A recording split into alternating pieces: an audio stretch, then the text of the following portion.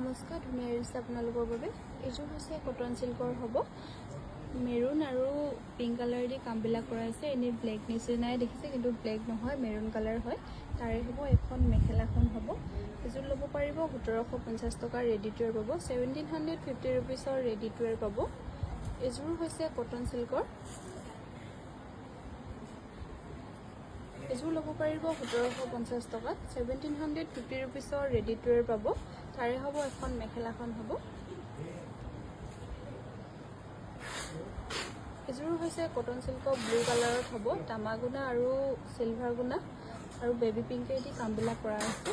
এইযোৰ ল'ব পাৰিব 1750 টকা। 1750 ৰুপিছৰ ৰেডি টু ৱেৰ পাব।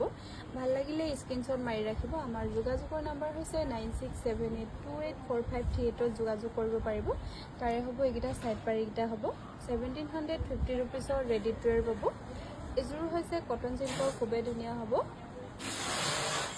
ৰেড নিচিনাই দেখা পাইছে, কিন্তু ৰেড নহয়, পিচ কালাৰ হয়।